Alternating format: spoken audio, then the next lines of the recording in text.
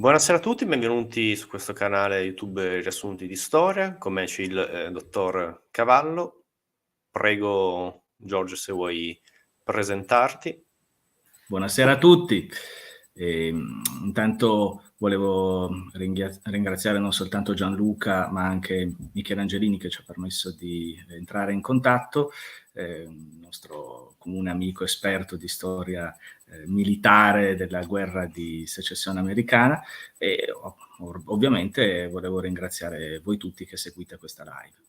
Io sono un divulgatore, sono uno storico, mi occupo prevalentemente di storia moderna, il mio ambito di ricerca è quello che va grosso modo dall'età delle scoperte, che è quello che andiamo oggi a trattare, fino al Risorgimento. Tengo conferenze generalmente in tutta Italia, ho un canale di YouTube che si chiama 800, quindi che predilige la storia più moderna della storia moderna, quella legata al 1800, del XIX secolo e dintorni. E oggi vorrei presentare un argomento che mi è molto caro e che è diventato anche un argomento di discussione in queste settimane, in virtù di alcune ricerche recenti in Spagna, delle quali parleremo, cioè la diatriba sulle origini di Cristoforo Colombo, la cosiddetta questione colombiana. Io me ne sono occupato ampiamente, faccio parte innanzitutto del Centro Studi Colombiani Monferrini, e me ne sono occupato pubblicando questo volume, Cristoforo Colombo il Nobile, con la casa editrice Dettoris di Crotone, e anche questo altro volume, 1492, La crociata che cambiò il mondo, sempre con la Dettoris Editori. Sono due volumi che raccontano la storia della scoperta dell'America attraverso una serie di azioni di moderato revisionismo, mettiamola così. Io lo utilizzo sempre in un'accezione positiva, perché tramite documenti cerchiamo di capire meglio e la figura di Cristoforo Colombo e tutto quello che è venuto dopo. Sono argomenti di grandissima attualità e ce ne rendiamo conto tutti, perché si tratta di veramente gli argomenti che hanno fatto finire la storia medievale, iniziare la storia moderna, nonché argomenti di grandissima attualità, perché oggi Cristoforo Colombo, oggi la scoperta dell'America, sono argomenti che ci fanno riflettere e che sono oggetto di un dibattito poco sentito in Italia, molto sentito oltreoceano, atto in questo caso a riscrivere la storia in una salsa diversa, con una acredine molto forte, perché si vede la scoperta dell'America come un immenso genocidio, e basta, e poi si vede la figura di Colombo come il primo dei colonizzatori schiavisti, il primo dei tormentatori dell'America, che se ne stava in sostanza tanto bene senza Colombo e senza gli spagnoli, i portoghesi, tutti coloro che sono venuti. Ovviamente non bisogna dare un giudizio morale a posteriori, bisogna cercare di fare dei ragionamenti basati sulle fonti, ma anche cercare di contestualizzare e capire che cosa successe 500 anni fa, partendo in questo caso dalla figura di Cristoforo Colombo, che è la figura centrale della storia dell'ultimo millennio, perché bene o male Cristoforo Colombo è la figura che divide l'Evo moderno, è la figura che ci permette di parlare di un mondo, di un globo terrestre finalmente accessibile, e Cristoforo Colombo io lo definisco spesso l'uomo del millennio, perché se non ci fosse stato Colombo sarebbe arrivato sicuramente qualcun altro a fare la scoperta che lui ha fatto, però noi staremo forse parlando di argomenti storici totalmente diversi, perché immaginiamo solo una Gran Bretagna completa la scoperta dell'America, magari qualche anno dopo la Spagna, e quindi avremo l'intero asset di paesi dal Messico fino al Cile di madrelingua inglese oggi. Oppure, perché no, la Francia. Andiamo avanti così, ipotizziamo vari paesi e vediamo, ipotizziamo, giochiamo con la geopolitica e con la storia, immaginando un passato alternativo e anche un futuro diverso. Quindi, se il mondo è quello di oggi, lo dobbiamo in larghissima parte a una scoperta che è quella del 12 ottobre 1492, cioè la scoperta dell'America. Oggi noi però ci occupiamo delle origini di Colombo. Se posso di intervenire solo su Gianluca. questo, Sì, scusami. sì, sì, sì. Ma immaginiamo questo gioco di immaginare la storia del sé, ci può anche aiutare questo a capire il peso che ha avuto questa scoperta nella storia. Immaginiamo che, non so, la Cina avrebbe potuto scoprire l'America, cioè dall'altra parte. Perché dico questo? Perché molte critiche che arrivano dal mondo postmoderno alla civiltà occidentale vedono appunto nella scoperta dell'America la base dei grandi imperi che si sono poi sviluppati alla fine dell'Ottocento e del Novecento. Addirittura lo sfruttamento coloniale è stato la base di partenza per poi l'espansione del capitalismo. Queste sono le varie critiche che vengono fuori. Quindi, giusto per dare una nota di quanto è profonda questa semplice scoperta tra virgolette, come ha dettato la storia. Quindi perché no, immaginiamo addirittura la Cina che scopre le Americhe. Anche loro avevano un loro impero, quindi probabilmente avrebbero anche loro intrapreso un tipo di colonialismo, forse diverso dal nostro, però comunque oggi il mondo sarebbe completamente diverso. Scusami se ti ho interrotto, però mi No, no, è no, ma piaciuto questo gioco di è un immaginazione. inserto assolutamente necessario, doveroso. Io altrimenti non si capisce neanche perché stiamo qui a parlare delle origini di Colombo, in sostanza, perché è una questione di campanile, è nato a Genova, è nato in Spagna, è nato in Portogallo, è nato dove vogliamo noi, ma in fondo si tratta solo di mettere una targhetta su una casa e dire qui è nato Cristoforo Colombo e poi andiamo a cercare le origini di un altro personaggio misterioso. Invece stiamo parlando del personaggio che ha fatto il millennio, ma tramite lui cercare di capire cosa si sapeva dell'oceano, e quindi cosa c'era dall'altra parte, e di tutti i giochi geopolitici che ne sono venuti. Quindi stiamo parlando di un contesto duplice. Conoscere Colombo significa anche capire quelli che erano in un certo senso gli altari.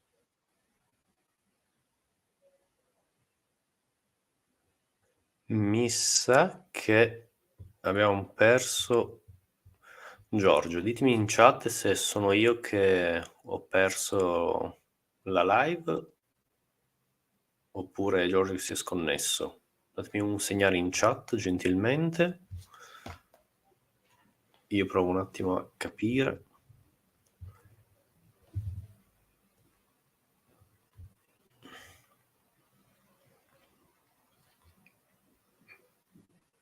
Chat nulla?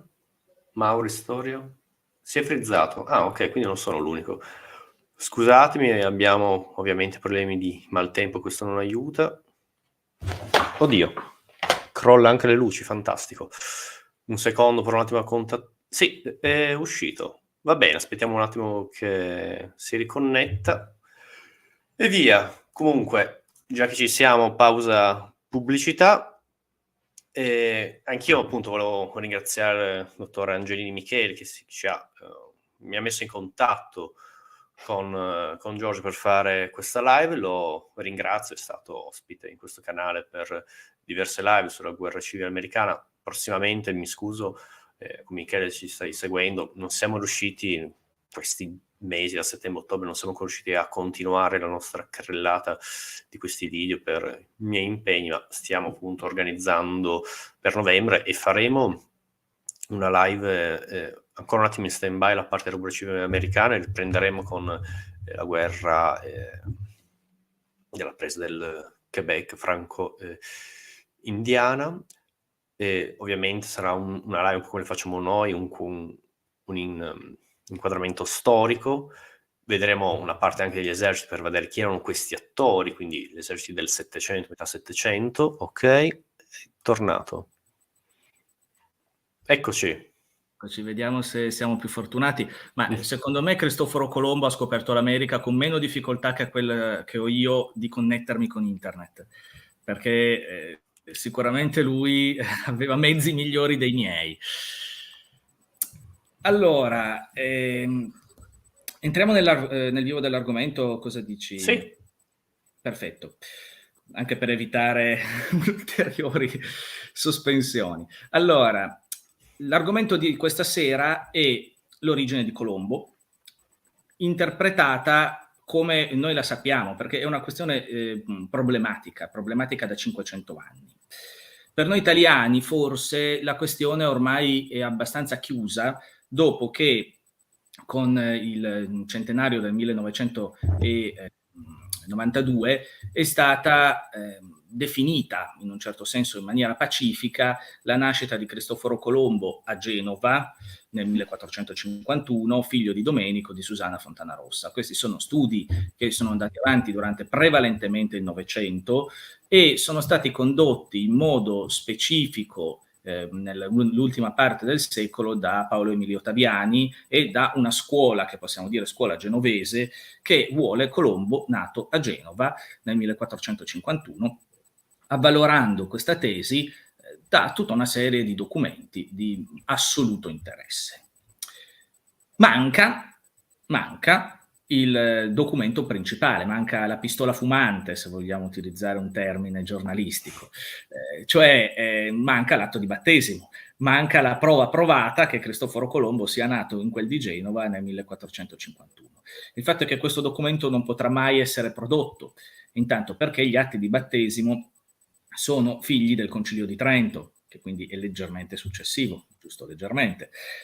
C'erano già dei registri precedenti, talvolta lasciati molto alla creatività dei sacerdoti di allora, quindi se non si trova è semplicemente perché non esiste. Non c'erano dei registri puntuali e precisi come invece la Chiesa ha preteso che fossero tenuti in seguito al Concilio di Trento. Quindi non ci sarà mai un atto di battesimo di Colombo.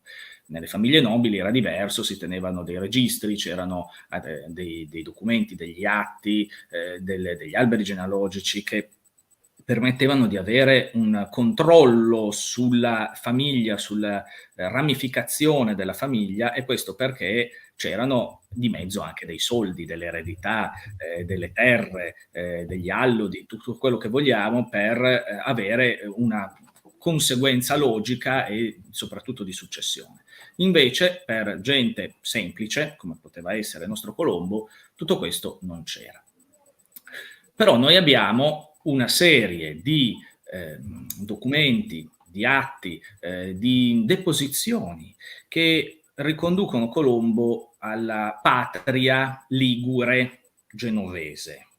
Quindi il fatto che Colombo sia nato a Genova è supportato da una miriade di documenti storici, con alcune considerazioni da fare, perché sono considerazioni assolutamente basilari, altrimenti la questione sarebbe risolta lì. Prima questione è che Genova non vuol dire Genova città, può essere Genova Repubblica di Genova.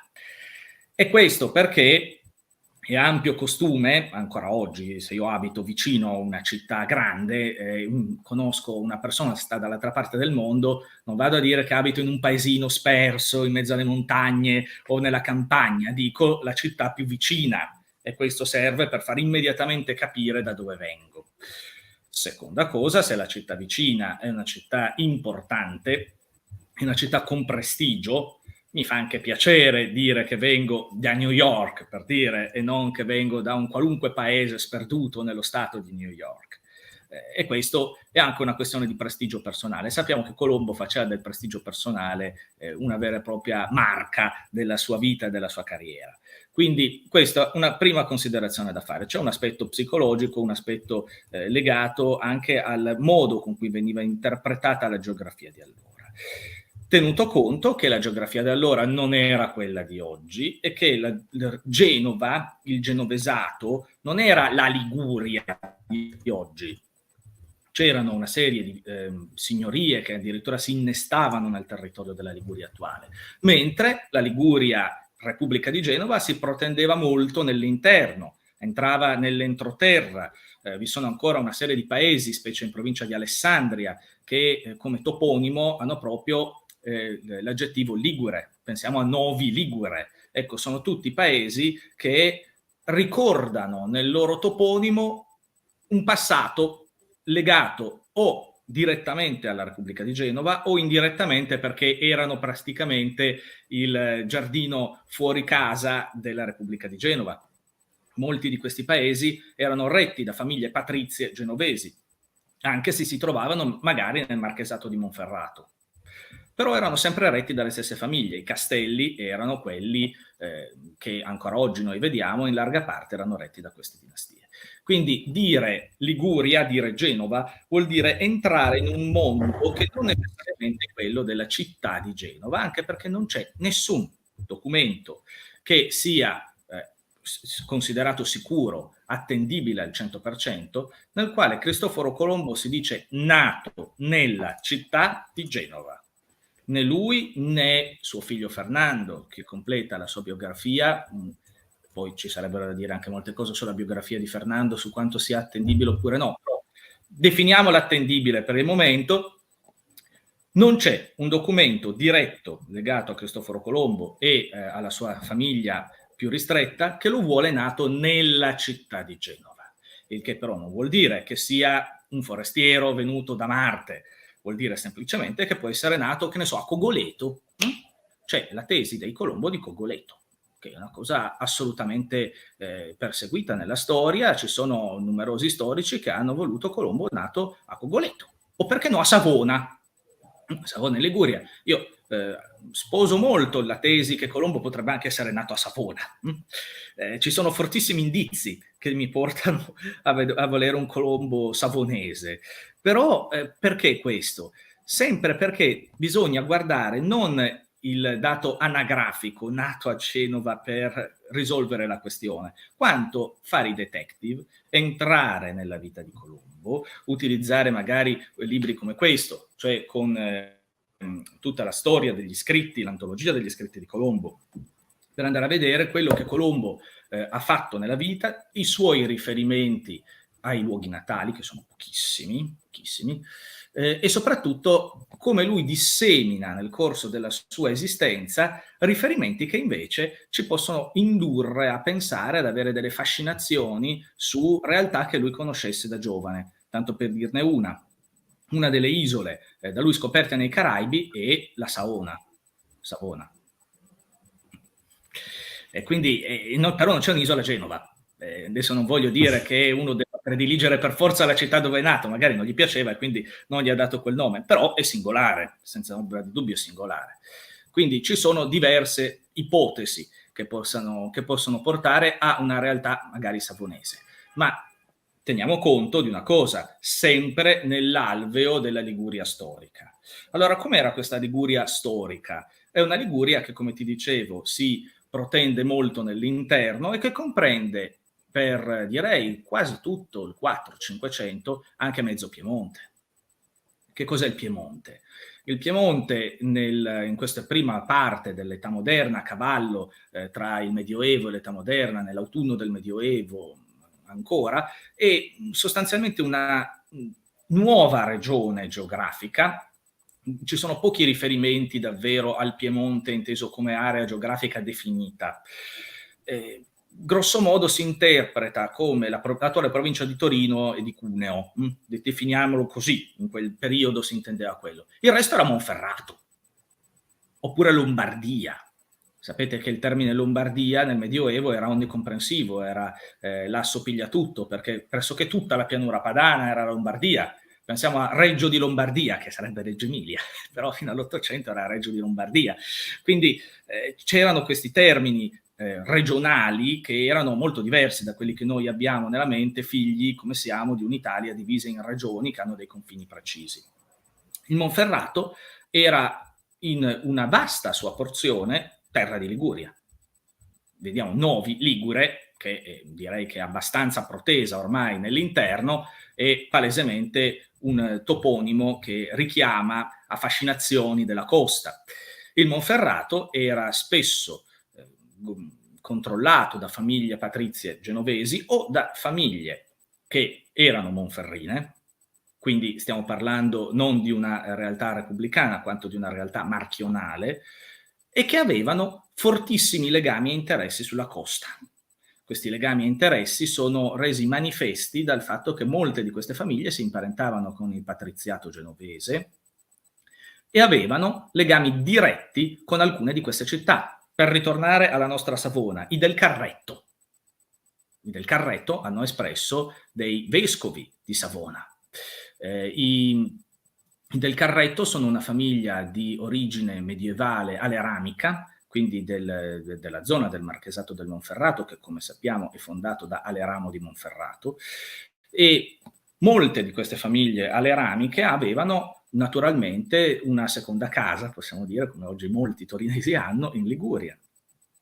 Vi sono famiglie, appunto, Del Carretto, vi sono la stessa, c'è una famiglia, che adesso andremo a vedere qual è, i Colombo di Cuccaro, che hanno espresso a loro volta dei vescovi in Liguria. Vi sono numerose famiglie che hanno degli appoggi sulla costa. E per loro non vuol dire cambiare area, cambiare stato, vuol dire semplicemente andare in una regione contigua, limitrofa, nella quale hanno gli stessi interessi che gli interessi che loro hanno nell'entroterra. Non cambia praticamente niente. Tutto questo per arrivare a una tesi che è quella che io più di tutte mi sento di dire che è la tesi che mi convince, ed è la tesi del Colombo di origine monferrina, interpretato però come un monferrato ligure. Nuovamente non abbiamo una tesi avvalorata da documenti certi, perché non c'è un atto di battesimo, però c'è una cronologia di ricerche compiute fin dai primissimi anni dopo la morte di Cristoforo Colombo, che conducono in questa direzione. E nel corso della serata cercherò di spiegare anche quali sono questi indizi che ci possono portare e quindi anche a cercare di formulare un identikit. Vi dirò adesso... Ti ringrazio, sembra, scusami, veramente mi ricorda molto Mark Bloch, la sua apologia dello storico, dove lo storico deve essere il giudice, deve andare a investigare. Veramente si tocca con mano questa metafora in questa live. In Colombo, sì, in Colombo. Ma poi direi che è qualcosa che non è solo una questione di puro questione d'archivio, è un qualcosa di appassionante. Cioè, tutti noi dovremmo essere appassionati da questo genere di ricerca, perché Colombo è l'uomo del mistero, e quando c'è un mistero è qualcosa di intrigante. Io adesso sto cercando di seguire passo passo dei punti in modo tale che il pubblico non si perda in questo che è veramente una diatriba, una questione. Ecco, quando c'è il termine questione in storiografia, vuol dire che dobbiamo sederci, prendere una tazza di tè e cercare di... Probabilmente non ci sarà mai un punto. No, non ci sarà mai un punto fermo, però dobbiamo avere molto tempo per capirlo, un po' come la questione omerica. Quante pagine sono state scritte sulla questione omerica? La stessa cosa sulla questione colombiana. E certo, quello che vi ho detto adesso può sembrare abbastanza strano per chi è cresciuto con i libri della scuola media che dicono che Cristoforo Colombo è nato a Genova. Però io ho cercato di far capire che questa Genova va intesa in senso ampio, il che non vuol dire che non sia nato a Genova. Può essere nato a Genova, è ovvio, può essere nato a Genova, a Savona, a Cogoleto, a Cuccaro Monferrato, come dicevo prima, ma sempre siamo nell'ambito della genovesità e dobbiamo immaginare un Colombo nato in questo contesto, nella città che all'epoca equivaleva per giro di traffico di commercio a New York, a Dubai, era una città di quel tipo.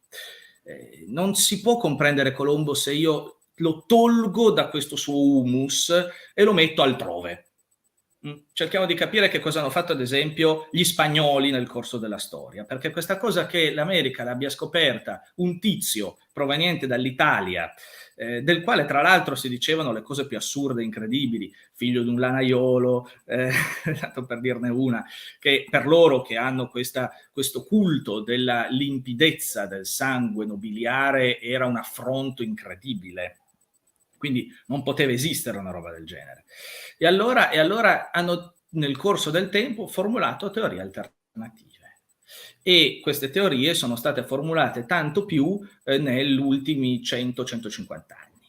Questo perché ovviamente la diffusione dei libri ha permesso a molte più persone di entrare in contatto col mistero Colombo e dall'altra parte di ritagliarsi un pubblico magari anche interessato ad avere un Colombo di altra nazionalità. Però come dicevo prima, se io tolgo Colombo dalla Liguria e lo metto in Spagna, regge sotto certi aspetti, non regge totalmente sotto altri.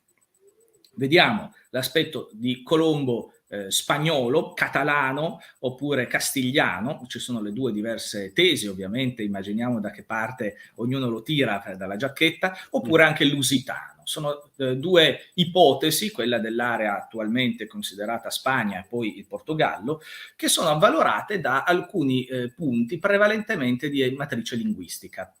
Infatti si dice Colombo non scrive in fiorentino, in italiano, l'italiano storico, quindi se non scrive in fiorentino, cosa me l'ha venuta a contare che è nato in Italia?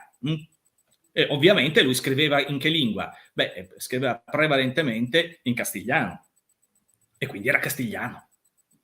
Facile.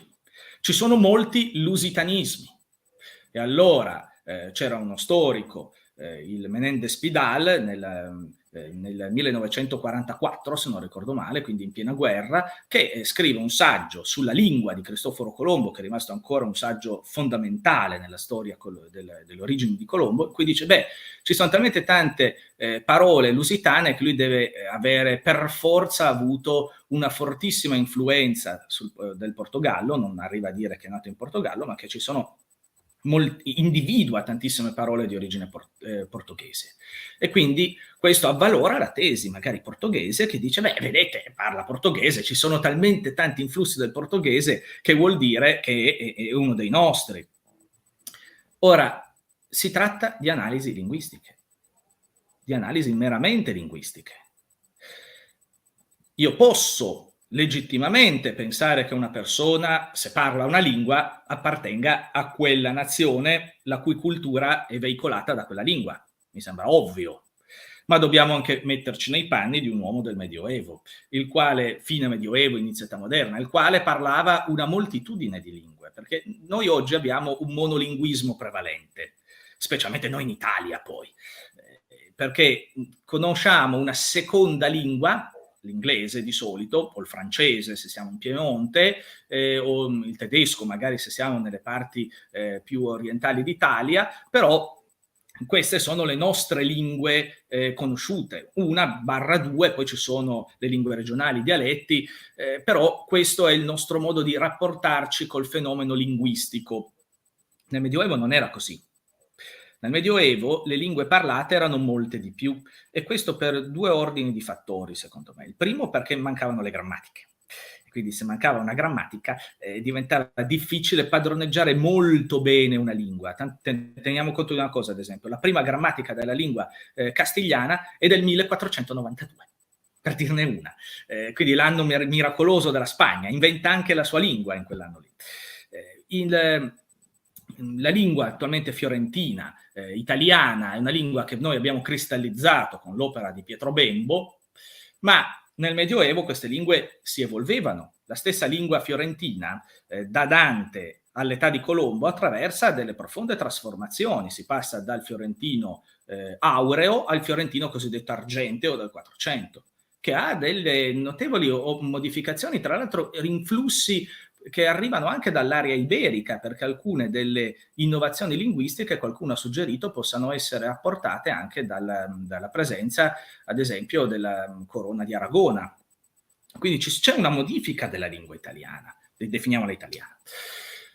E ciò non di meno c'erano conoscenze molto profonde e variegate di altre lingue, perché spesso e volentieri passavano persone provenienti dal resto d'Europa, le differenze tra le varie lingue europee non erano così marcate e spesso ci si capiva utilizzando un pastiche linguistico.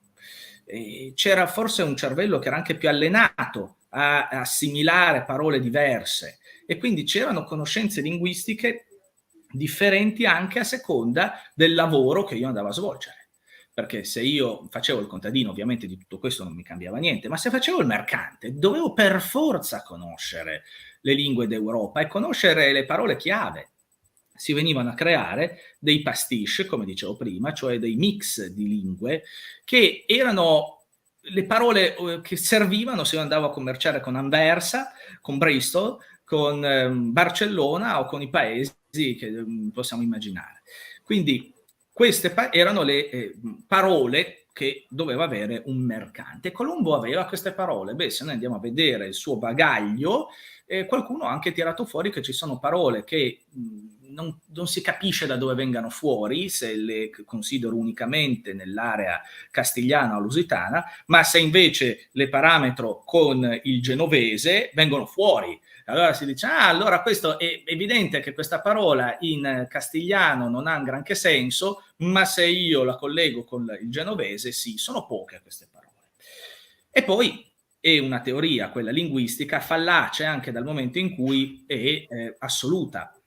Nel senso, si dice Colombo non ha mai scritto in fiorentino, quindi se non ha mai scritto, manco l'aveva sentito.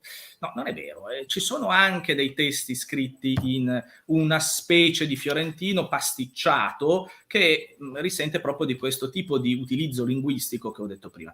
Li prendo dagli scritti di Colombo, delle Inaudi, questa antologia, ne leggo uno, che è anche quello più comprensibile, che è un'annotazione sul libro delle profezie di Colombo, che aveva anche scritto questa roba, il libro delle profezie, per comprendere in un certo senso se lui era davvero l'uomo che Dio aveva voluto mandare per scoprire l'America dall'altra parte o chissà che cosa. E lui scrive, dopo il peccato degli primi parenti, cadendo l'uomo de male in peggio, perdete la simiglianza di Dio e, come dice il salmista, prese similitudine de bestia. Che mi sembra abbastanza comprensibile, ha anche delle influenze con questo fiorentino argenteo che dicevo prima. Certo, è strano che non ci siano altri documenti che fanno ricondurre a questo orizzonte culturale, a questo patrimonio linguistico il nostro Colombo. Va anche detto però che noi abbiamo pochi documenti sicuramente di mano colombina, molti altri potrebbero essere stati scritti, magari riscritti, e riscritti da un copista. Lo stesso Menendez Pidal osservava che poteva esserci una mano di Colombo con forte influenza lusitana e che poi magari un copista interno alla corte castigliana ricopiava, correggeva e diceva sì, questa parola non ha senso in castigliano, la mettiamo in bella copia. Anche perché qui bisogna capire una cosa, che è quello cruciale per l'analisi linguistica. Cioè noi abbiamo un Colombo che è un uomo di mare, a tutti gli effetti.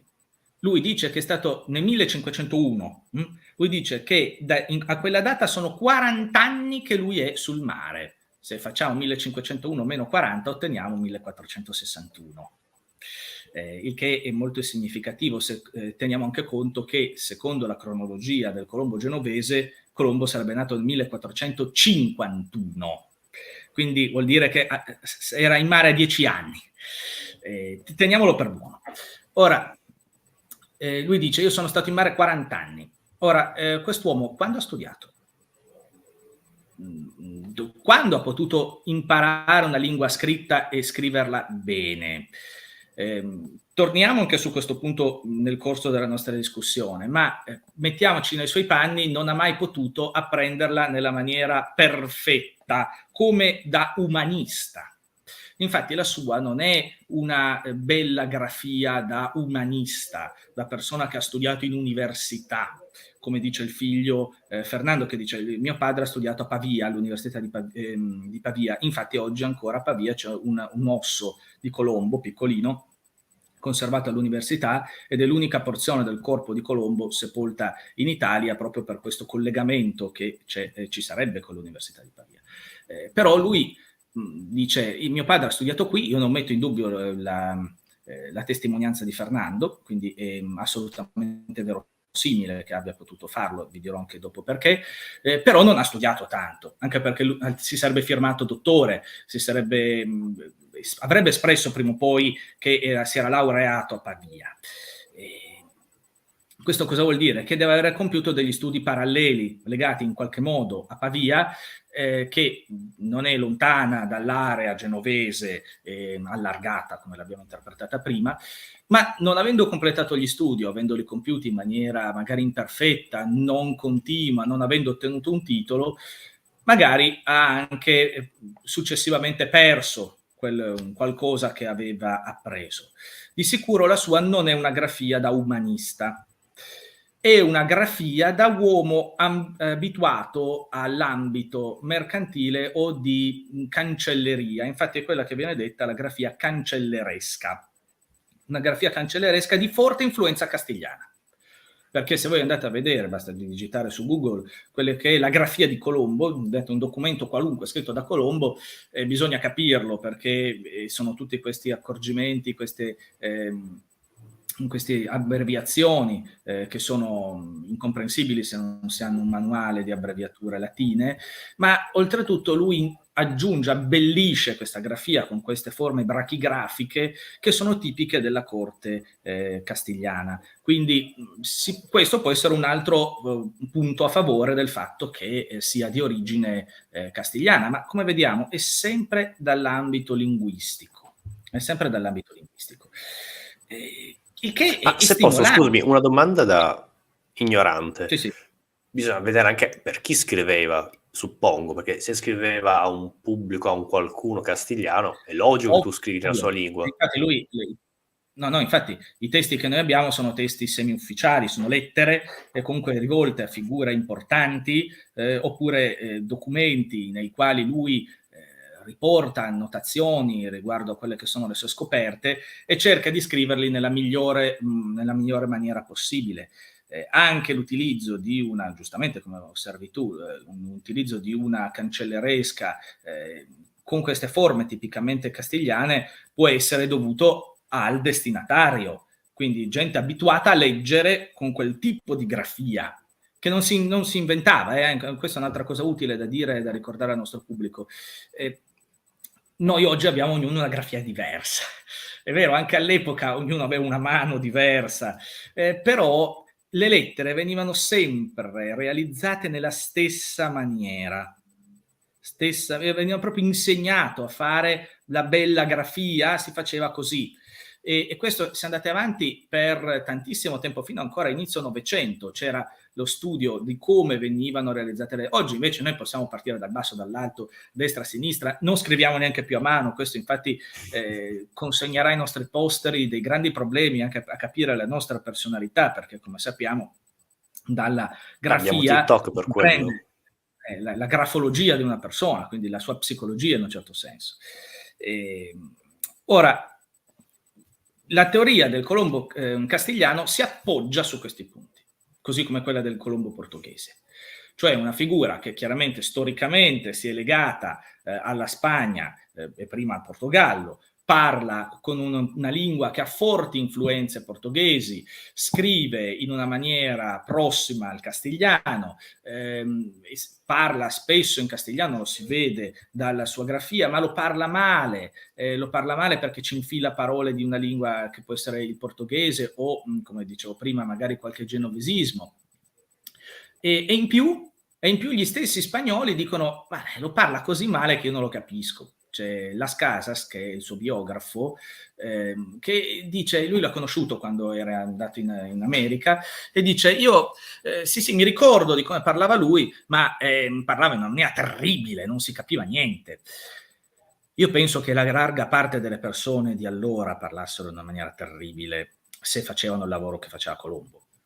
Ve ne racconto ancora uno, Bartolomeu Diaz, quando si trova ad andare in Asia, ecco, lui riferisce che parla prevalentemente in genovese.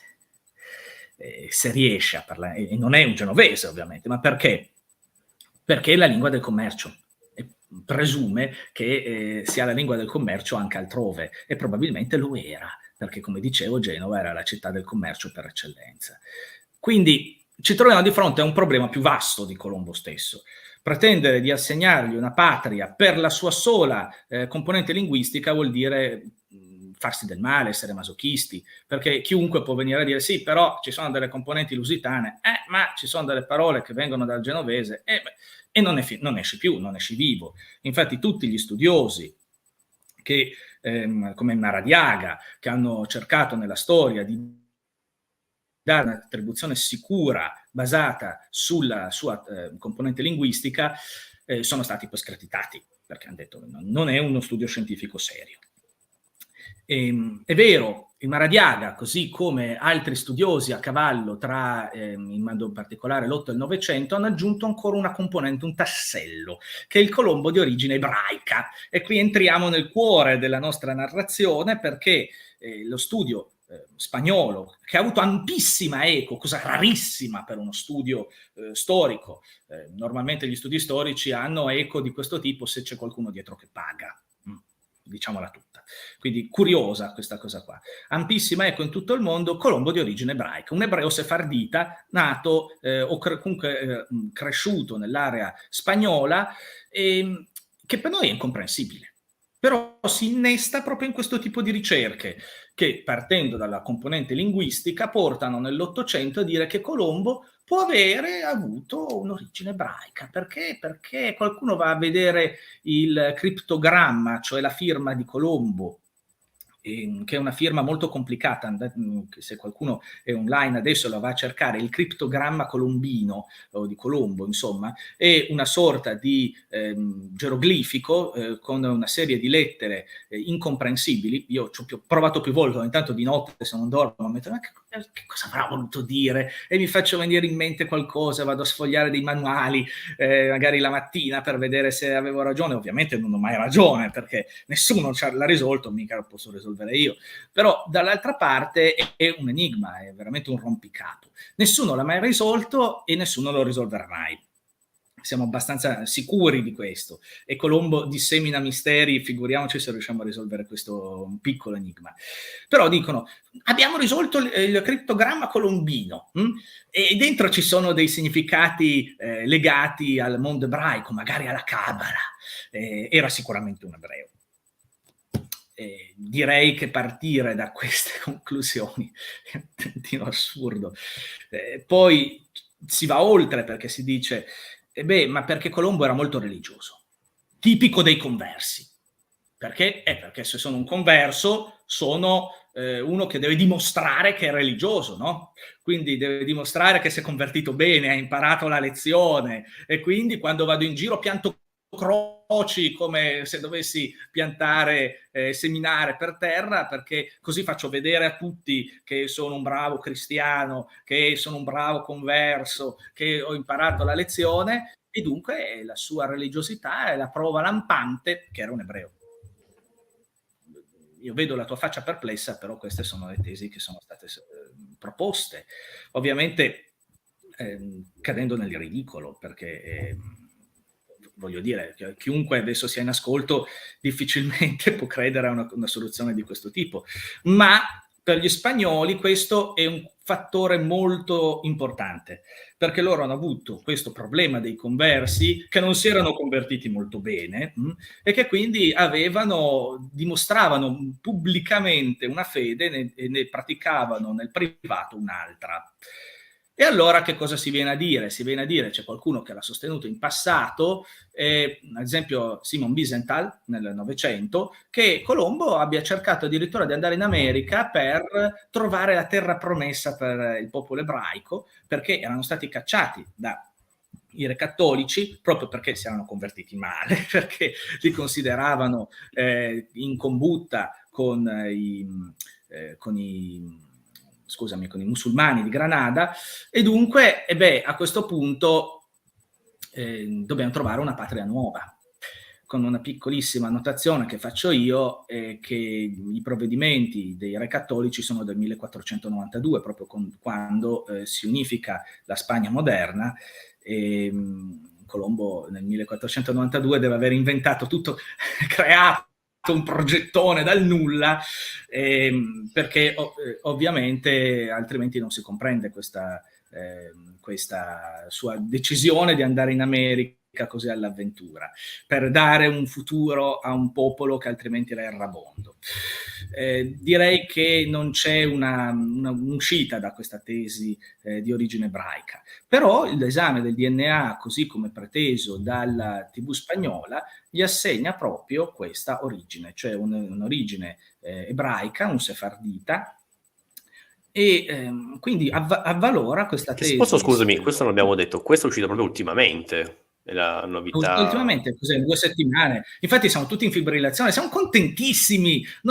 Io vorrei andare a stringere la mano a quelli che hanno fatto questa tesi spagnola, perché finalmente si parla di Colombo. che è un personaggio sul quale io cerco di portare avanti un'opera di divulgazione modesta, per carità, con le mie forze, insieme a quelle di altri amici appassionati, e qui vorrei salutare, se è online, anche Giorgio Casartelli Colombo di Cuccaro, che è un discendente collaterale della dinastia Colombo.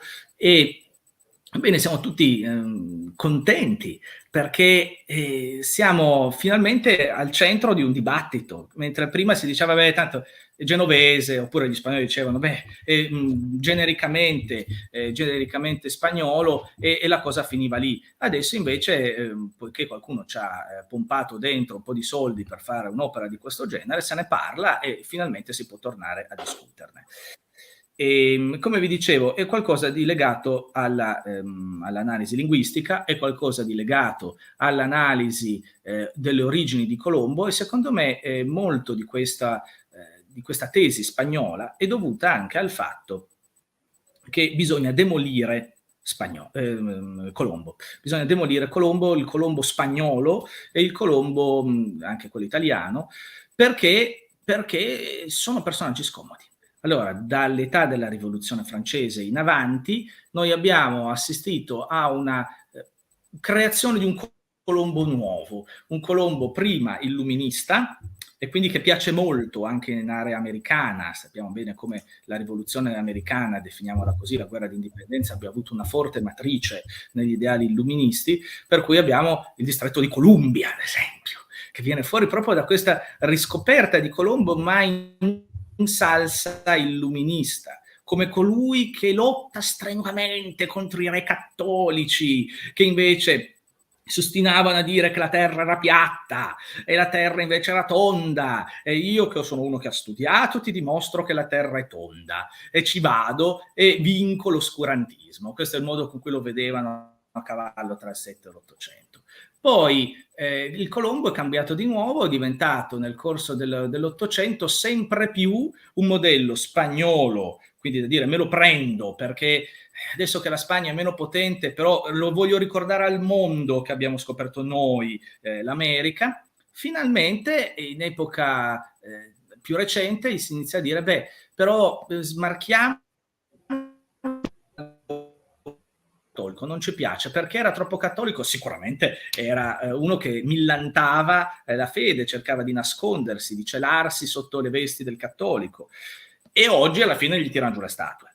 Quindi si tratta di un processo di lettura di Colombo nel corso della storia, facilitato dal fatto che Colombo non ci ha lasciato grandi indizi di sé, se non la sua fortissima fede, pochi testi, relativamente pochi per il personaggio che è stato, e infine un'enorme polemica che sorge già da subito, perché in fondo bastava che Colombo dicesse sì, però io sono nato lì, porti i documenti, ma lui quelli non li ha mai portati, che noi lo sappiamo, anzi gliel'hanno fabbricati contro, perché a Colombo hanno anche fatto una specie di golpe in America quando lui era governatore dell'Hispaniola, e Francisco de Bobadilla, che era uno dei governatori che sono stati poi mandati dagli spagnoli, semplicemente che cosa ha fatto? Ha intentato una causa contro Cristoforo Colombo e i suoi fratelli, ritenuti italiani, quindi gente da togliere dalle scatole, perché si legge proprio negli atti di questi processi che il sospetto era che fossero troppo italiani, troppo genovesi,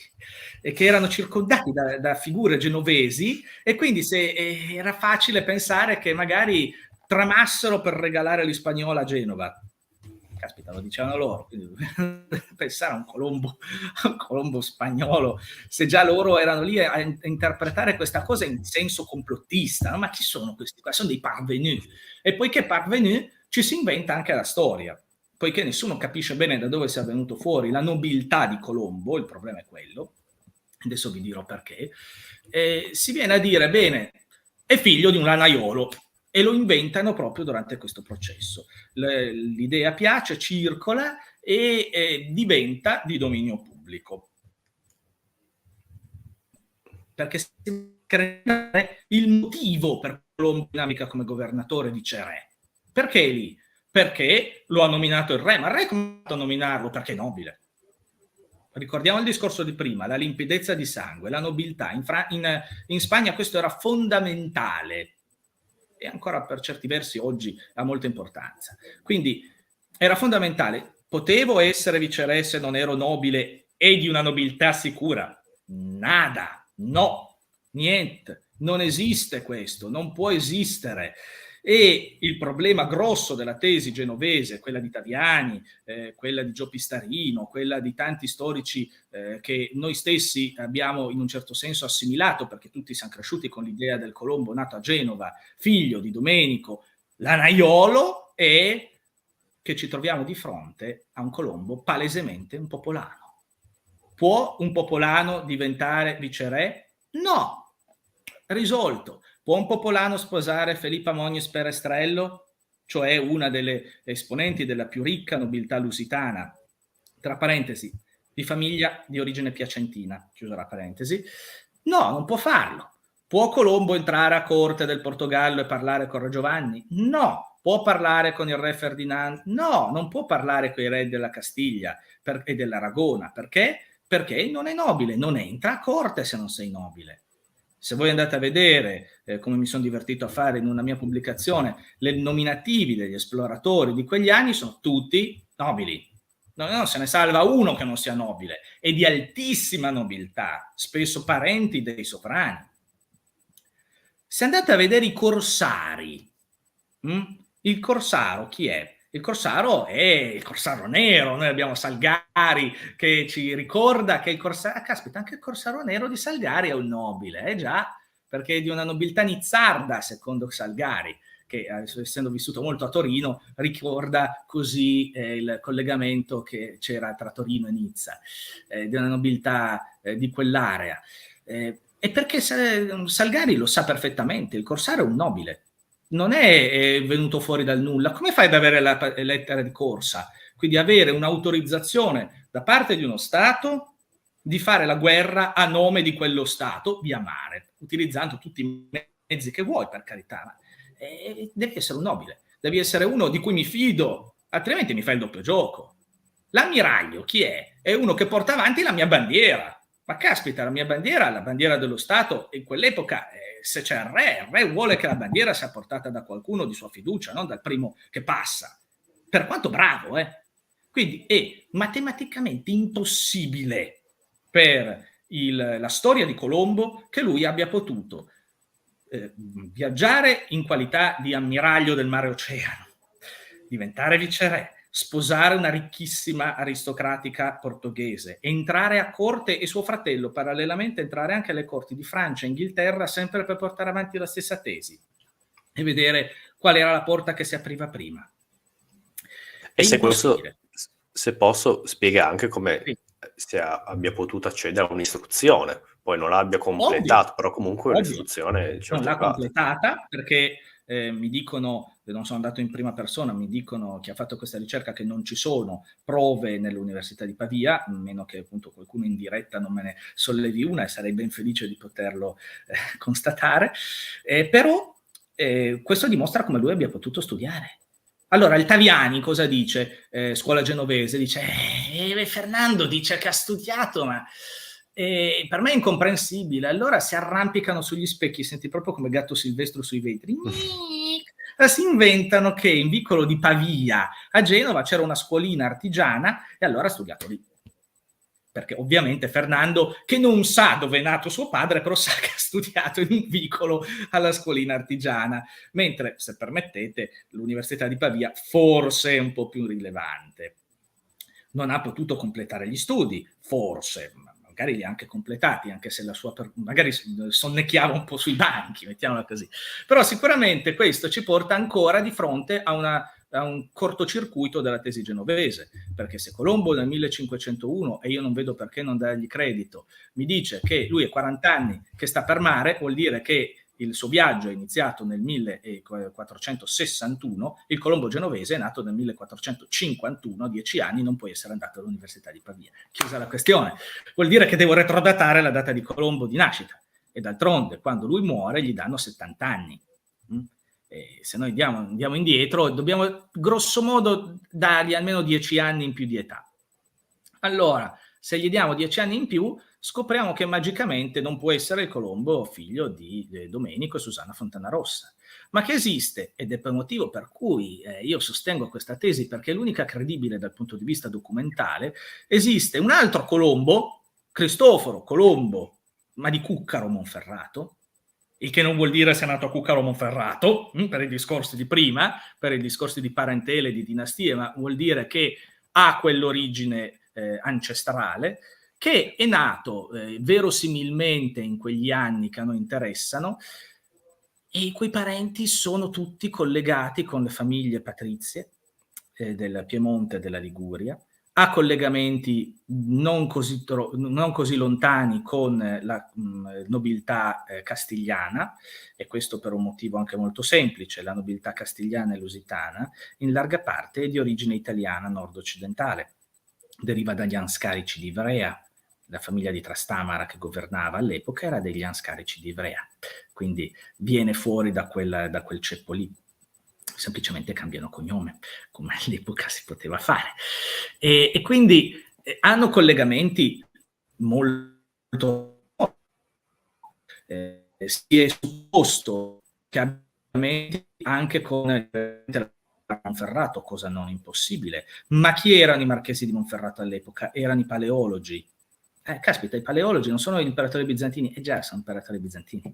E questo è interessante, perché hanno un ramo che si è instardato in Italia, in questa zona del Monferrato, per antiche questioni dinastiche, e avendo questo collegamento diretto con i bizantini, mi permette di avere un bagaglio di contatti notevole, ormai in tutto il bacino del Mediterraneo, no? Facile. Se io sono appartenente a una dinastia, quindi, che sfrutta la Liguria, sfrutta Genova come seconda casa e forse anche come casa principale, accedo tramite i miei contatti a tutto il bacino del Mediterraneo. In più c'è anche da dire alcune altre piccole prelibatezze in questo pedigree che ho detto e che suggeriamo. Tramite parentele sono parenti i Colombo di Cuccaro con Raffaele Riario, che era il cardinale Camerlengo, tra l'altro il benefattore di Michelangelo e di altri artisti. Cardinale Camerlengo, che è anche stato quello implicato nella congiura dei pazzi, potentissima figura della Roma di allora, nonché legato a stretto giro con il Papa Innocenzo VIII Cibo e le famiglie della Rovere, che sono la famiglia che poi genera tra l'altro Sisto IV e Giulio II. Di dove sono? Di Savona. Casualmente nel 400, secondo 400, i papi sono quasi tutti liguri. È bellissima come cosa, a parte uno, Alessandro VI Borgia, che è il papa del 1492. Quando Colombo parte, eleggono proprio in quel periodo Alessandro VI. Quindi mentre lui è in viaggio muore Innocenzo VIII. Sapete che sulla tomba di Innocenzo VIII c'è questa frase sibillina: sotto il suo pontificato la scoperta di un nuovo mondo, in San Pietro. E questo non ha nel 1992, invece, perché è facile ipotizzare che abbiano aggiunto successivamente guardando la data di morte, e quindi la questione si risolve di per sé. Però è indicativo il fatto che poi, quando si tratta di rendere operativa questa scoperta, cioè nella primavera 1493, ci troviamo con Colombo che nel marzo del 93 arriva in Portogallo, la notizia si diffonde in un baleno in tutto il continente. Un mese dopo, in realtà si tratta di una data verosimilmente retrodatata di un mese, quindi si tratta di posticiparla mettiamo 2 mesi dopo, al massimo, il Papa già traccia attraverso una sua bolla la famosa Raia, cioè la linea interoceanica che divide l'oceano in 2 parti. Una parte a occidente andrà al Portogallo, a oriente andrà al Portogallo, una parte a occidente andrà alla Castiglia, Spagna. E di fatto un papa, guarda caso, di origine spagnola consegna il 99% dell'America alla Spagna. Ora, tra l'altro con un tempismo talmente sospetto, perché la Chiesa normalmente è molto lenta a pronunciarsi, vediamo quanto tempo ci ha messo fino a Paolo III a dire, introdursi nel dibattito sull'anima degli indios. Poi però in pochi mesi, senza neanche sapere cosa c'è di là, perché Colombo può essersi inventato tutto. Colombo può anche dire aver sbagliato i calcoli, aver riferito Roma per Toma, a dire di aver scoperto il Ah, caspita, l'ha detto. Però noi dividiamo comunque l'orbe in due aree di influenza, così non diamo problemi a Portogallo e Spagna e non si fanno una guerra come si sono fatti fino all'altro ieri, proprio per le definizioni delle aree di influenza nell'Atlantico, altra cosa che noi non sappiamo dai nostri studi storici italiani, ma che in Spagna sanno molto bene, in Portogallo pure. C'è un trattato molto importante nel 1479, che è il trattato di Alcasovas, nel quale si divide effettivamente l'Atlantico in una forma diagonale, ecco, non verticale ma diagonale, ed è il trattato che consegna le Azzorre al Portogallo e le Canarie, che all'epoca non erano ancora spagnole, ma da conquistare per la Spagna. E ora, se questi si facevano la guerra, se la faranno ancora dopo, motivo per cui Alessandro VI, che sappiamo essere uno stinco di santo, persona irreprensibile come la storia ce l'ha tramandato, ovviamente ironico, consegna tutta la parte americana. Mi viene ahimè da sospettare che qualcosa conoscessero, perché non tirare una riga a caso, ne va anche del buon nome della Spagna, tenuto poi ancora conto che all'epoca pensavano fosse il Catai. Ora cosa, io divido l'oceano in due perché la Spagna si va a conquistare il Catai, ma scherziamo. Ma Marco Polo ci insegna che è la potenza del mondo e pensiamo che la Spagna possa prendersi la potenza del mondo. Non ha senso, dai. Allora, evidentemente sapevano qualcosa. Se noi andiamo a vedere i portolani dell'inizio 400, scopriamo che ci sono terre incredibili, la terra di Brasile, la terra di Antilla, che sono disegnate proprio con dei rettangoli, no? In queste mappe. E ci vengono a dire che essendo impossibile, sono le isole fantastiche, un po' come l'isola di San Brandano, no? Allora c'erano anche queste isole fantastiche, venivano usate per riempire i portolani. Ma che ci può anche stare? Poi chi è arrivato lì vede che c'è scritto il Brasile, quindi questo è il Brasile, e lo ha battezzato in nome di un'isola fantastica. Può essere, cioè non stiamo lì, ovviamente non abbiamo la sfera magica per capire che cosa è successo davvero, ma dall'altra parte perché inventarle? Voglio dire, a quel punto la terra è finita, pianti lì, perché devi inventarti isole e cose di questo genere? Il motivo è invece molto più stringente, perché lo sapevano. Ci sono fiordi, racconti di marinai andati nell'oceano che riferiscono di qualcosa che c'è dall'altra parte, magari anche solo isole, ripeto, immaginate, ma viste, intraviste. Qualcuno diceva il Mar dei Sargassi, che ha questa distesa verde, possono averla interpretata come magari un fondale basso per le alghe che ci sono, e quindi che la segnano. Può essere tutto, però le cercavano queste isole. Le Azzorre l'hanno scoperte così, perché cercavano terre di là segnate. E ci sono anche i ricordi di qualcuno, riportati anche dalla Casas, che dice: questo marinaio, che non mi ricordo più il nome, magari mi verrà in mente durante questa chiacchierata, è andato di là ed è tornato unico superstite di una missione, e questa missione hanno scoperto roba fantastica dall'altra parte. Così come ci sono delle testimonianze, nuovamente non attendibili al 100%, di marinai spagnoli che arrivano al largo del Brasile e si trovano dei portoghesi che dicono: che ci state a fare? E ci siamo già noi. Scusami, non ho ben capito a causa della connessione. Questi racconti sono precedenti alla scoperta di Colombo o sono successivi? Sono in parte precedenti, in parte immediatamente successivi.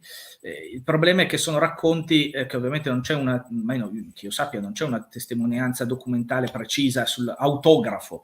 In larga parte sono riferiti, io citavo dalla Casas, ma anche da altri autori, anche autori dell'America meridionale. C'è un principe peruviano, quindi siamo già a metà del Cinquecento, dopo la conquista spagnola, che riferisce proprio di quello che veniva detto dall'epoca in Perù riguardo a come sono arrivati questi spagnoli. Si dice c'erano dei marinai che hanno scoperto per caso e che hanno tramandato che c'era questo, e poi è arrivato Colombo.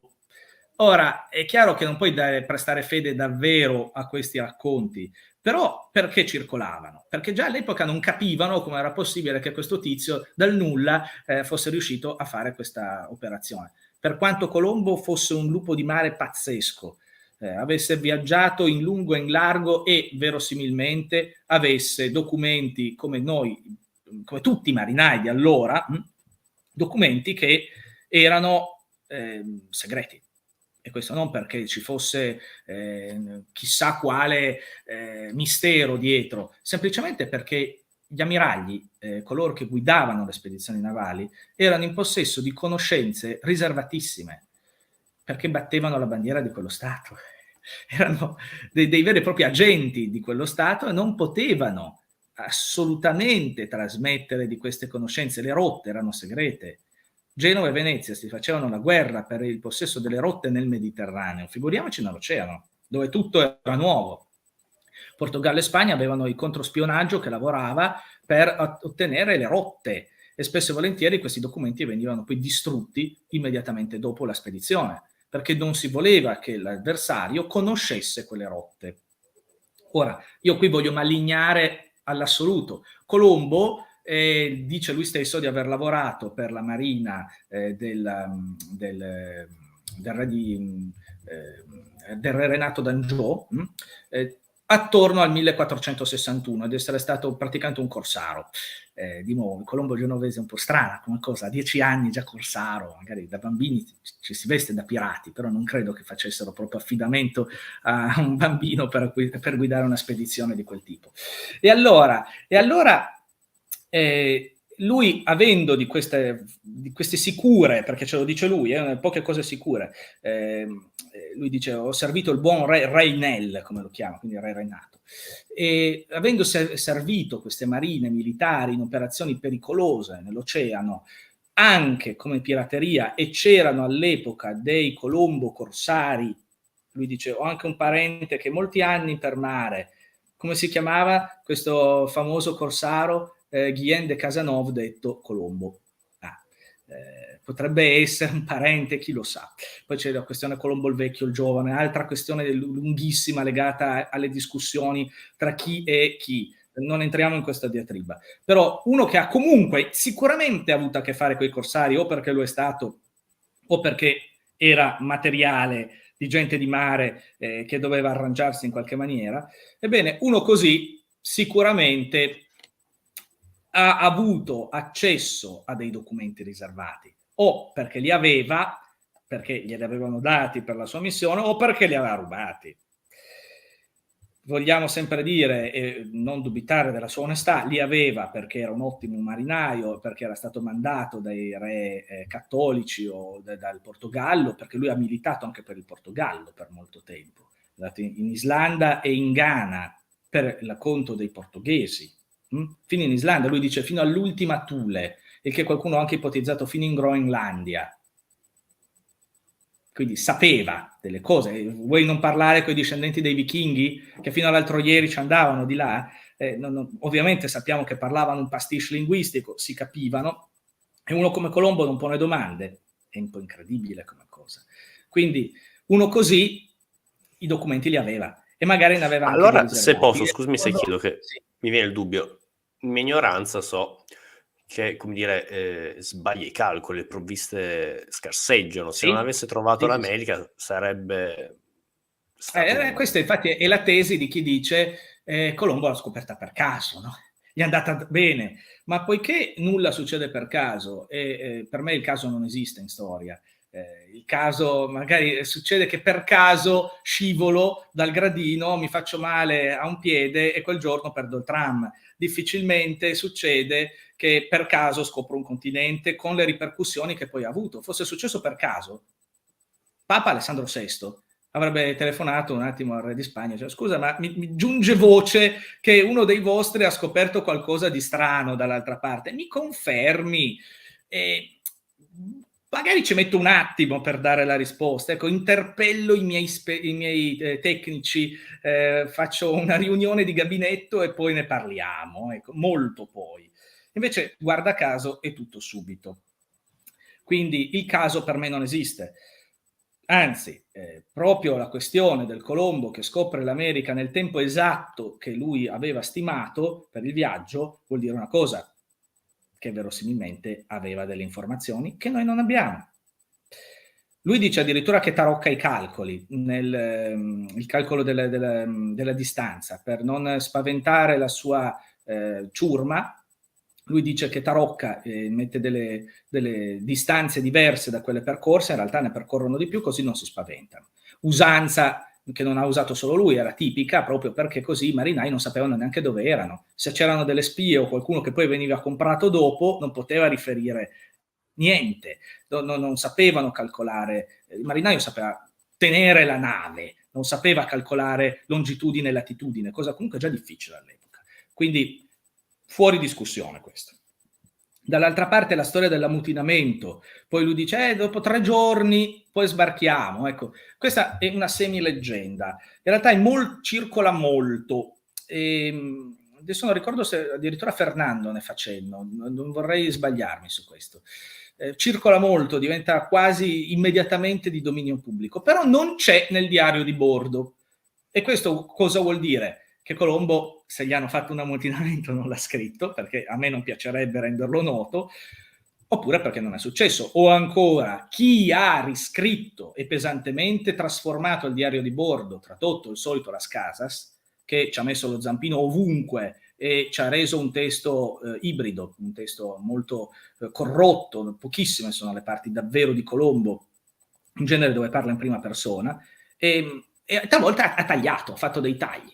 Quindi noi non sappiamo se questo è davvero successo oppure no. Però sappiamo che lui ha taroccato di nuovo i calcoli per la dimensione della sfera terrestre, perché è ovvio che lui andava a colpo sicuro, questo a me sembra abbastanza evidente, e molti lo sostengono.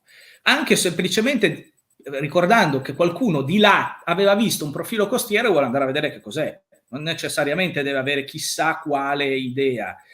Ma tanto per dirne ancora una e sfatare un altro mito, Colombo sa che ha scoperto un continente nuovo, cioè la leggenda di lui che dice ho scoperto il Catai, regge fino al secondo viaggio, perché lui dice siamo arrivati qua in Asia, intanto però pianto le croci e dico che questo è mio, già questo puzza un po', perché se davvero è terra del Gran Khan, come dovevano pensare, non è che funziona molto come cosa.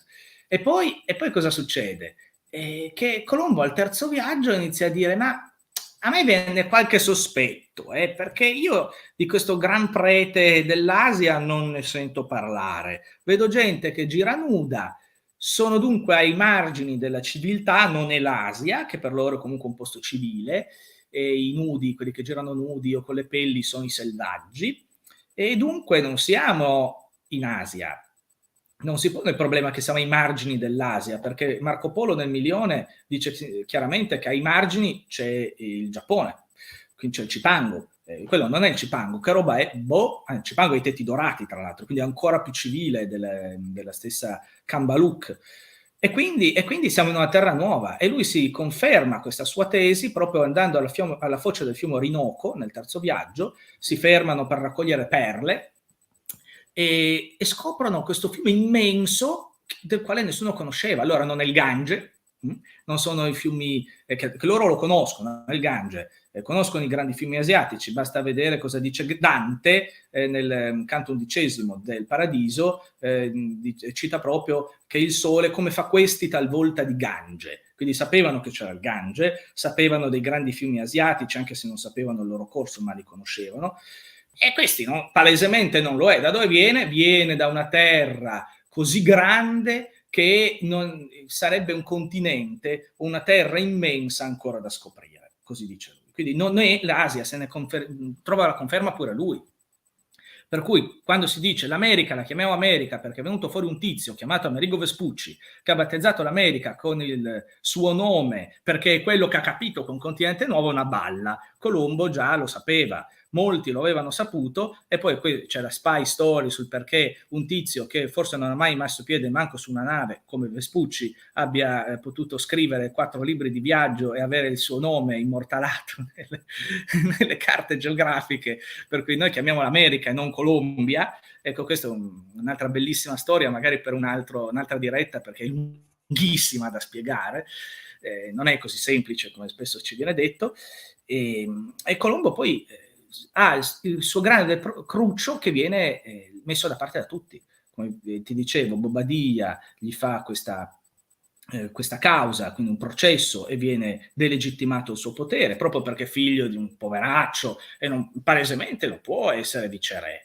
E così viene rimandato in Spagna, dove in Spagna gli tolgono le catene e gli dicono: gentilissimi, però Colombo è uomo che abbiamo scelto noi e ve lo tenete, però non gli diamo più il ruolo di governatore dell'Hispaniola, gli diamo qualche altro ruolo minore, ecco.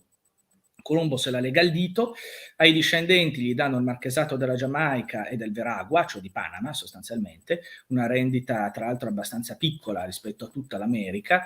C'è alla morte di Colombo, e qui è la parte più succosa, una lunghissima vertenza in tribunale, perché gli eredi dicono: no, scusate, però nelle capitolazioni di Santa Fe, quando Colombo è partito, si diceva che noi dovevamo avere il 10° di tutto, il titolo di viceré perpetuo delle terre scoperte, il titolo di ammiraglio del Mar Oceano, tutti titoli con una rendita, non erano titoli vani, c'erano rendite dietro.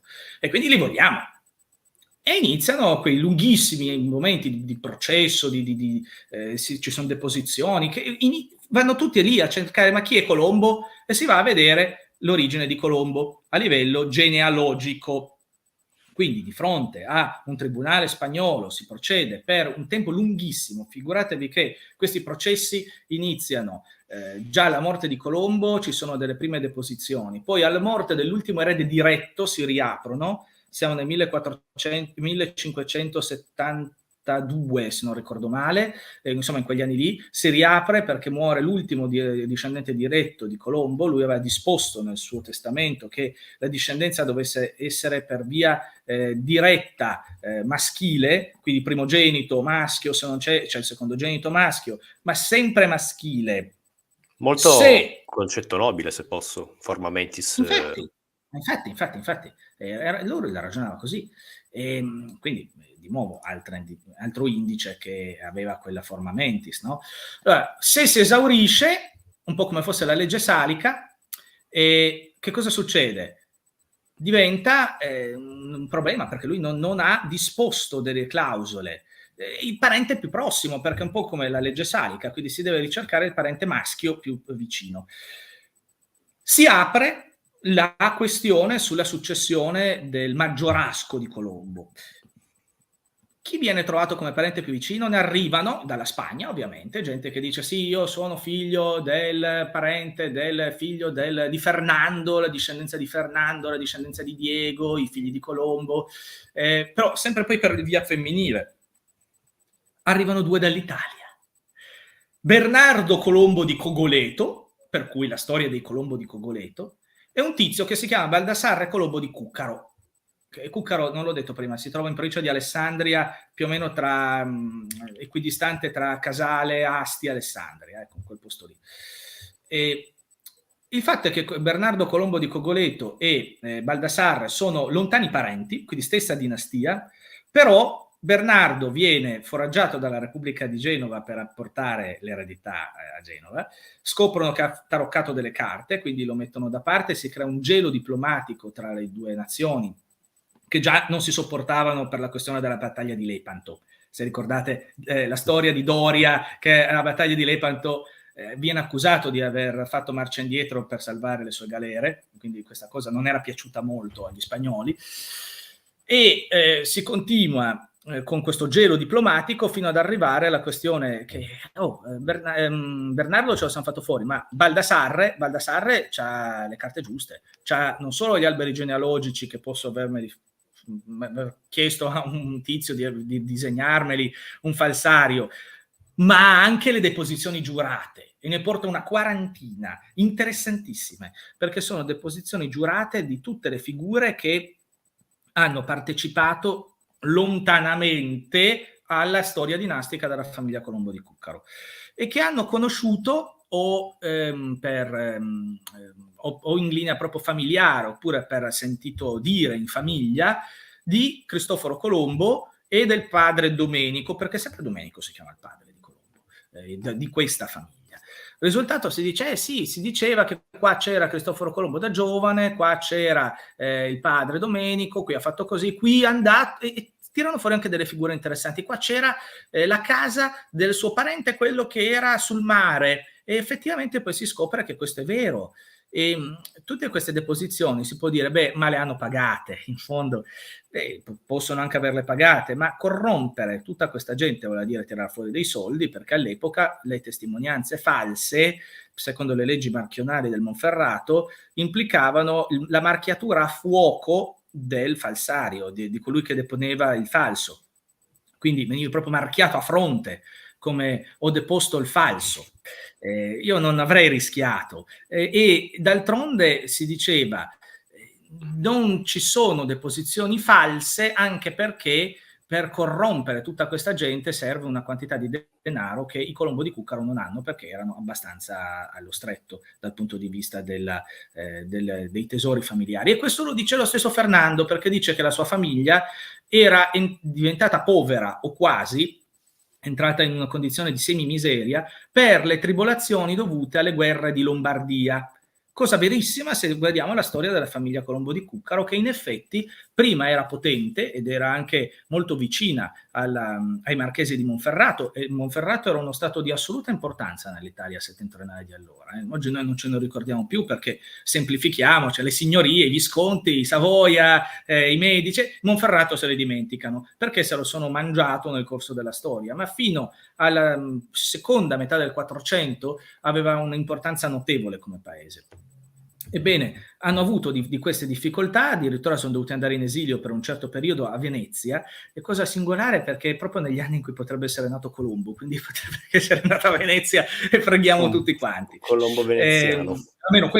Almeno questo Colombo qua, ecco, il Colombo omonimo, perché poi non è che quello genovese non è esisteva, era un omonimo. Cioè, oggi il Colombo è uno dei cognomi più diffusi in Italia, Cristoforo all'epoca era uno dei nomi più diffusi d'Italia. Assembliamo la cosa, quanti omonimi c'erano all'epoca? Una caterva, un po' come Giorgio Cavallo, scopro che in Italia ce ne saranno almeno 200 oggi, io generalmente uso 2 nomi perché sennò mi confondono, quindi all'epoca era uguale. Per cui, riassumendo, c'è questa lunghissima questione e non riescono a trovare che lui abbia falsificato i dati, li considerano anzi giustissimi, corretti, sono tutti in fortissimo imbarazzo perché è l'unico che può accampare dei diritti, però è straniero.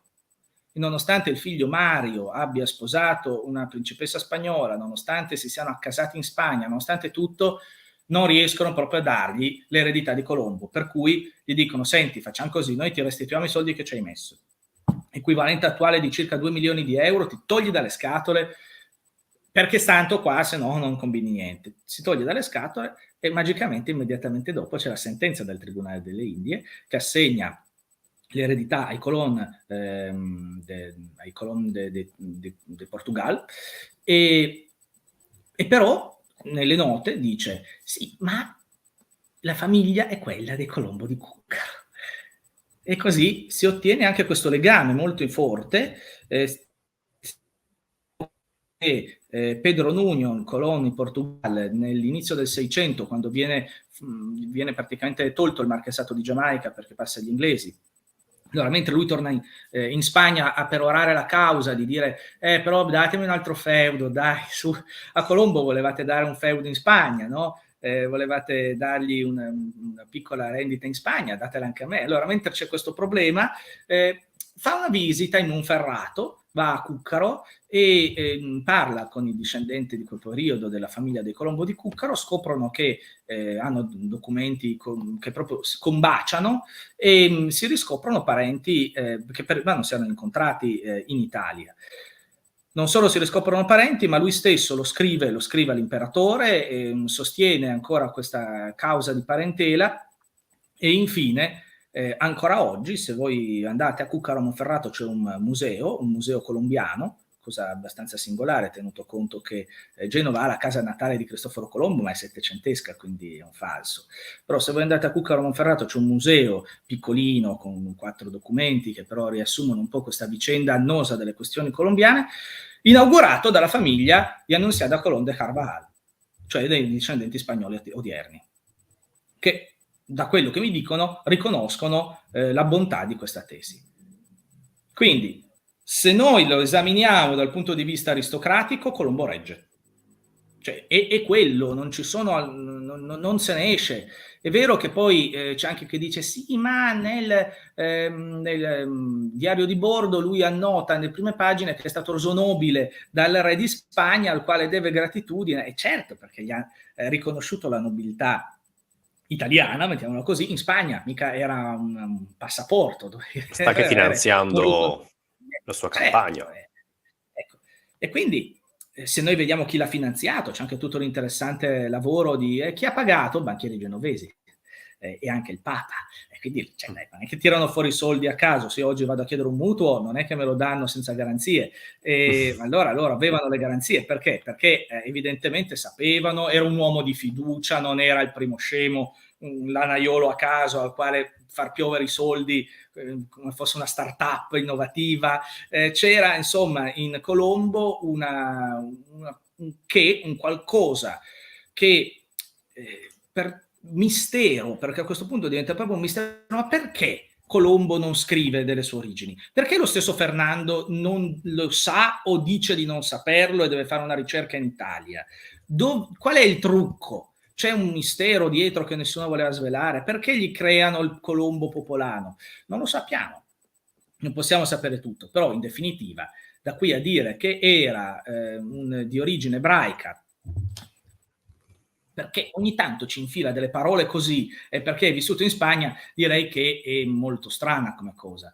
Tenuto conto che se andate a vedere la tesi che sostengono i ricercatori che hanno fatto questo studio, è esattamente questa fin dall'inizio. Quindi è gente che fin dall'inizio sostiene questa tesi.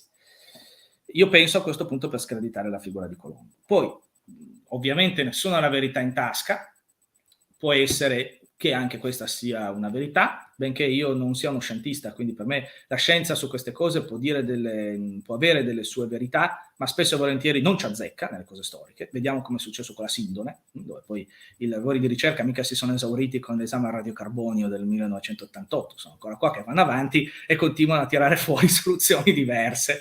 Quindi vediamo tutte queste cose, la scienza fa giustamente il suo lavoro, però qui dobbiamo avere anche dei risultati che attualmente non sono pubblicati, se non quello che è stato detto in un documentario televisivo. Per cui belli documentari, bello il giornalismo che finalmente si riscopre, che riscopre l'interesse per Colombo, però deve parlare la storia, deve parlare chi questa figura la conosce e chi sa darne l'identikit secondo me più credibile. Non pretendo di avere l'identikit più credibile, io pretendo di avere l'identikit credibile per me, perché i documenti li vado a cercare in archivio ormai da anni.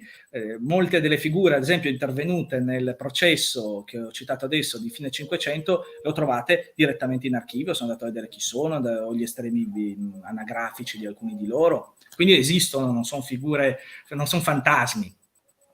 E quindi se c'è gente che fa di questo lavoro meritevole, io penso che sia doveroso ascoltare delle campane che hanno delle prove concrete, storiche. I documentari spesso sono cinema. E poi lascio la parola a chi ha domande, se ne hanno, che l'ho tirata un po' per le lunghe, quindi ho abusato della pazienza tua e del pubblico.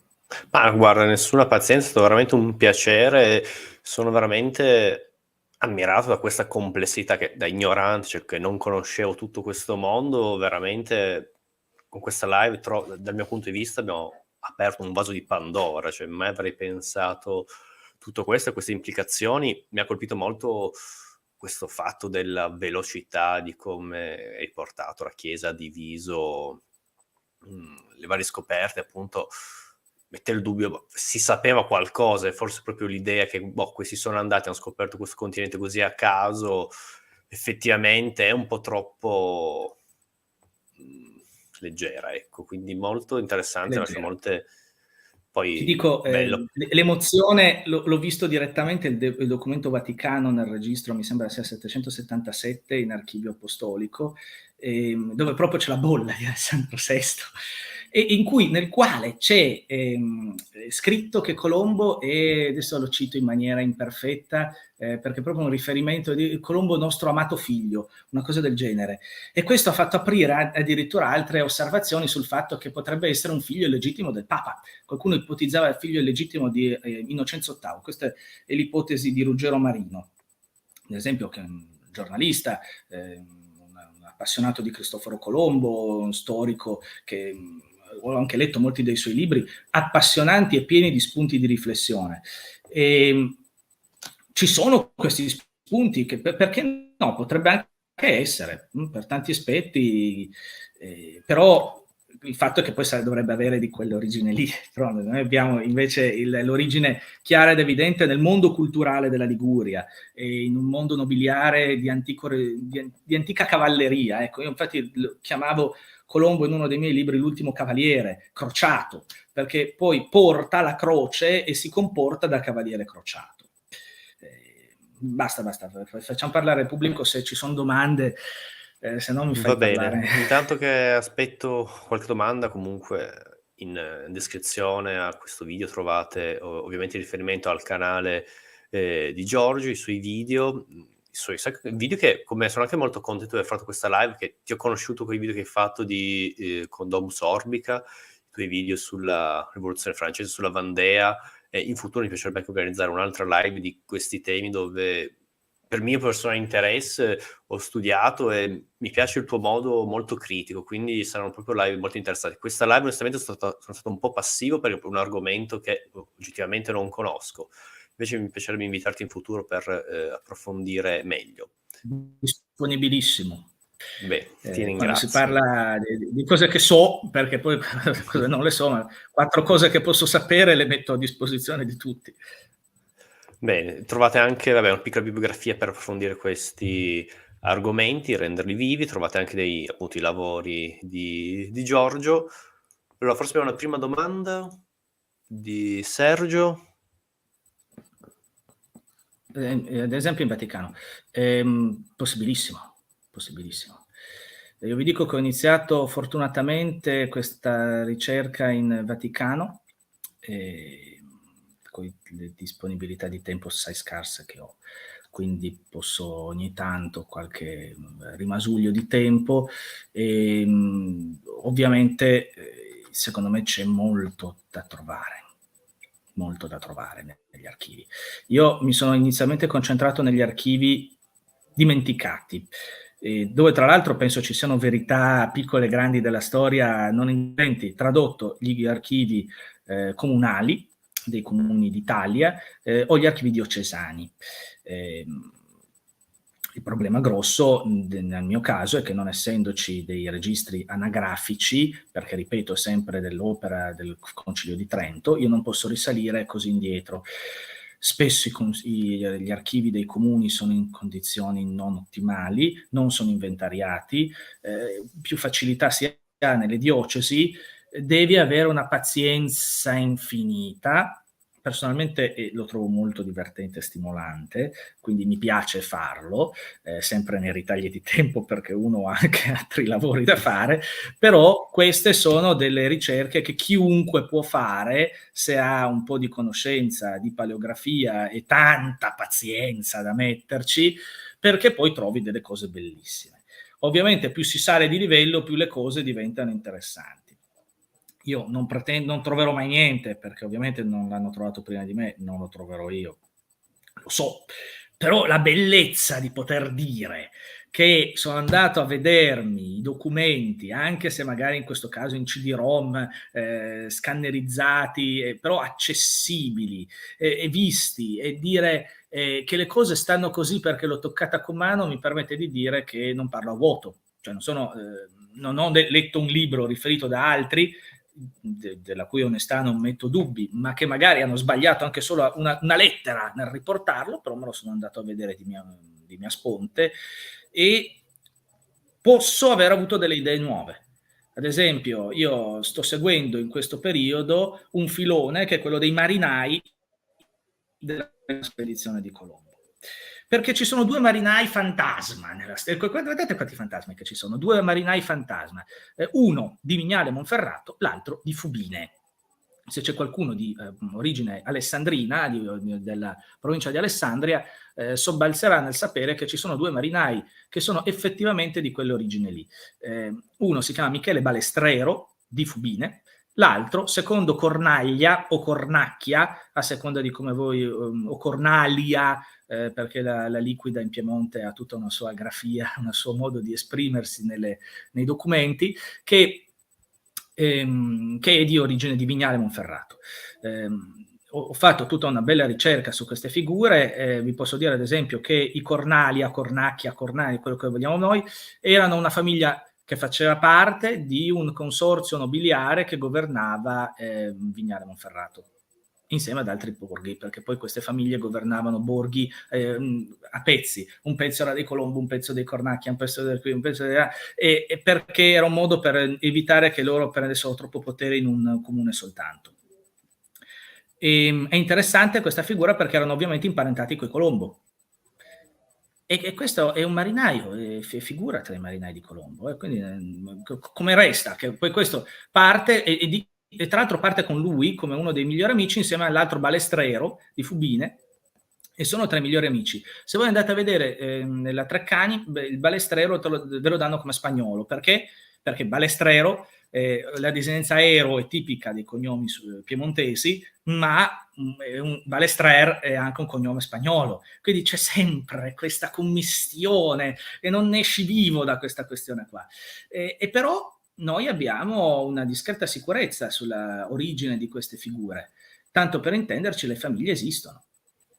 C'è ancora il sepolcreto dei Cornaglia a Vignale Monferrato, e quindi cioè, da qualche parte ci sono ancora sepolti, e la cosa ancora divertente di questo Cornaglia è che è vissuto 120 anni e uno può sobbalzare di nuovo per dire ma non è possibile, eppure negli atti del processo a Colombo figurano due testimoni che parlano di 120 anni d'età, cosa non impossibile, perché noi crediamo che un tempo vivessero poco, non è assolutamente vero, la vita poteva andare avanti come la nostra, se ti tenevi in salute ovviamente. Vivevano poco nella misura in cui c'era un'altissima mortalità infantile, e allora se tu fai la media, certo, io ero già vecchio per l'epoca, però se ti tenevi bene, episodi di persone che tiravano avanti anche 100 anni non sono improbabili. Andiamo a vedere le biografie anche solo di qualche papa medievale, notiamo che arriva agevolmente agli 80-90 anni, magari 120 un tantino esagerato, di nuovo non avevano registri anagrafici, quindi facevano quello che potevano, però può essere che fosse una formula per dire morto vecchissimo, e tenuto conto che verosimilmente poi è diventato anche un sindaco la storia del sindaco negli anni 1500,